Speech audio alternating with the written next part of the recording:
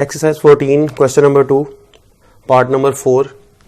इसमें सिर्फ लिखा हुआ है कि सॉल्व द ट्रिग्नोमेट्रिक इक्वेशन। तो सॉल्व का मतलब ये होगा कि इसके जितने भी पॉसिबल सॉल्यूशंस हैं वो सारे हमें लिखने होंगे सॉल्यूशन सेट की फॉर्म में। तो इसलिए हम यहाँ पे कॉट का स्क्वायर है, पहले आप इसे tan में कन्वर्ट कर लें, या फिर आप ऐसा कर लें पहले स्क्वायर रूट टेक कर लें। पहले स्क्वायर रूट टेक कर लेते हैं तो प्लस माइनस 1/√3 आ जाएगा। इसके बाद अब इसमें प्लस भी आ गया माइनस भी आ गया, क्योंकि हमने स्क्वायर रूट टेक किया है तो हमें दोनों तरह के आंसर फाइंड करने पड़ेंगे। कॉट थीटा पॉजिटिव के साथ अलहदा लिख लें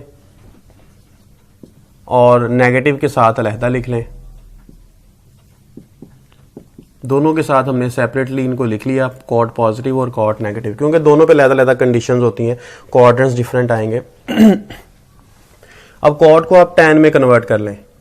अगर आप इसे tan में कन्वर्ट करते हैं तो tan theta is equal to, इसका रेसिप्रोकल हो जाएगा, आप इसे इस तरह से लिख लें, या फिर आप पहले कॉट को 1/tan लिख लें और उसके बाद टेकिंग रेसिप्रोकल बोथ साइड्स कर लें, एक ही बात है।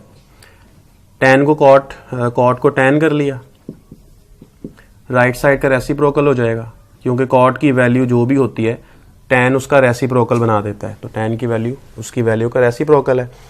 अब यहाँ पे जो tan हमें गिवन है वो नेगेटिव वैल्यू के साथ है, तो हम लिखेंगे as tan theta is negative. कौन कौन से क्वाड्रेंट में नेगेटिव होता है? ये सेकंड एंड फोर्थ क्वाड्रेंट, इन दोनों क्वाड्रेंट्स में ये नेगेटिव होता है।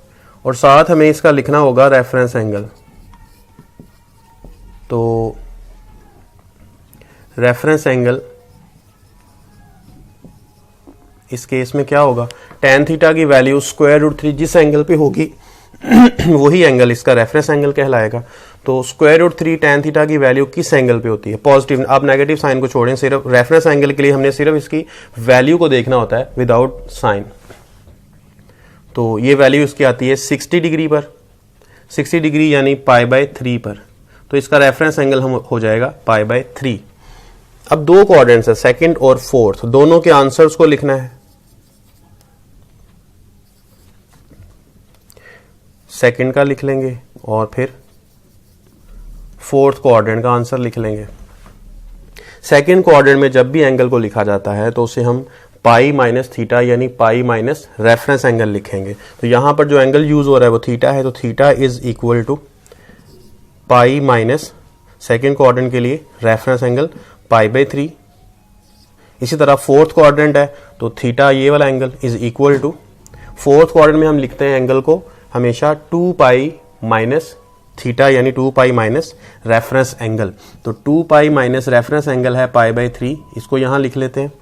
इसका एलसीएम टेक कर लें, 3 - 1 2π/3। इसी तरह यहां पर 3 × 2 6 - 1 5π/3।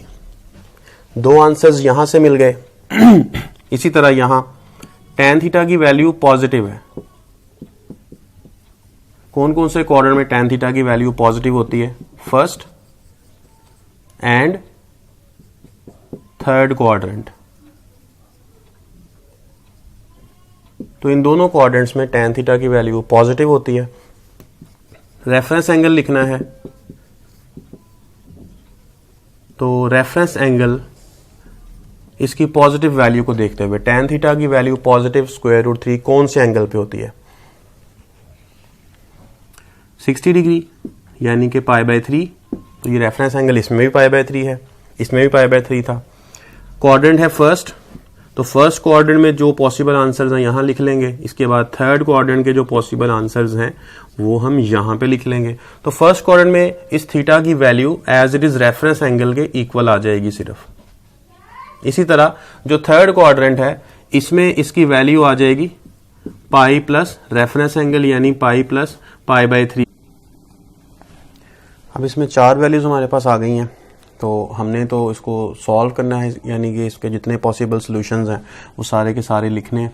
तो सारे पॉसिबल सॉल्यूशंस लिखने के लिए हम इनको सिर्फ जनरलाइज कर देंगे, और जनरलाइज करने के लिए सिर्फ इसमें जो कॉट थीटा का पीरियड है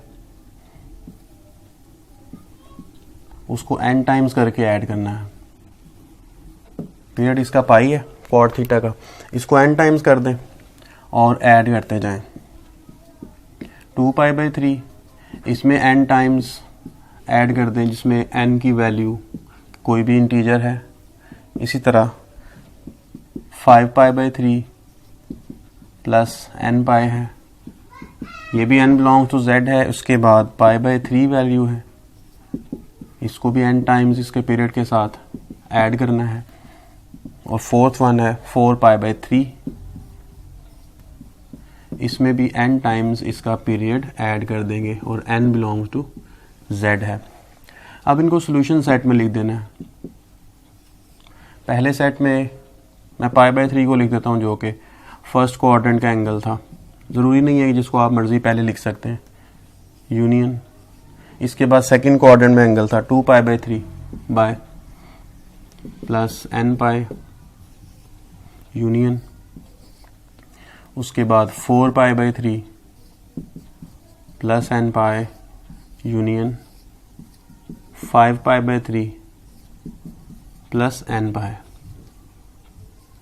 तो एक तो इसका सलूशन हो गया ये वाला। अब इसको दूसरी तरह से हम देखते हैं। अगर π/3 एक एंगल है जो कि इसके सलूशन में शामिल था, π/3, इसमें n पाई ऐड करने का मतलब है कि आप इसमें 0 पाई ऐड करते हैं, फिर 1 पाई ऐड करते हैं, इस तरह -1 पाई भी ऐड करते हैं। अगर 1 पाई ऐड करते हैं तो ये वाला एंगल बनता है इसमें पाई ऐड करने से, और ये जो एंगल बनता है 3 + 1 4π/3 बन जाएगा। तो 4π/3 हमने यहाँ पर भी लिखा हुआ है। तो एक तो सॉल्यूशन सेट ये है, अगर ये लिखते हैं ये भी ठीक है, लेकिन इसको मजीद आप शॉर्ट अगर लिख दें तो वो भी ठीक होगा। वो इस तरह से कि π/3 में जब पाई ऐड करते हैं 4π/3 बन जाता है।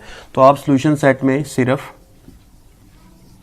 π/3 लिख दें प्लस n पाई के अंदर ये वाले तमाम एंगल्स कवर हो रहे हैं, इसलिए ये दोनों एक सिंगल सेट इनको रिप्रेजेंट करता है। इसी तरह यूनियन लगाकर बाकी दो बच गए। सेकंड क्वाड्रेंट का एक एंगल है इसमें, इसको मैं इस तरह से बयान कर देता हूँ। ये सेकंड क्वाड्रेंट है, इसमें एंगल आया था हमारे पास 2π/3।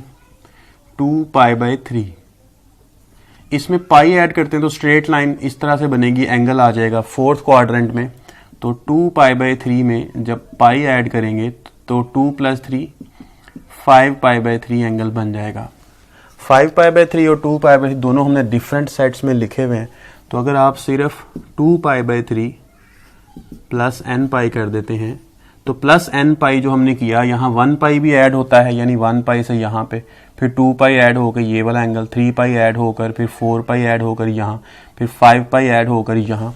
तो इस तरह से तमाम के तमाम एंगल जो इसके अंदर आ रहे हैं वो इसके अंदर भी आ रहे हैं, तो इसी के अंदर हम कवर कर लेते हैं इनको। लिहाजा सिर्फ ये वाले दो अगर लिख दिए जाएं तो ये भी इसका सॉल्यूशन सेट काफ़ी होगा।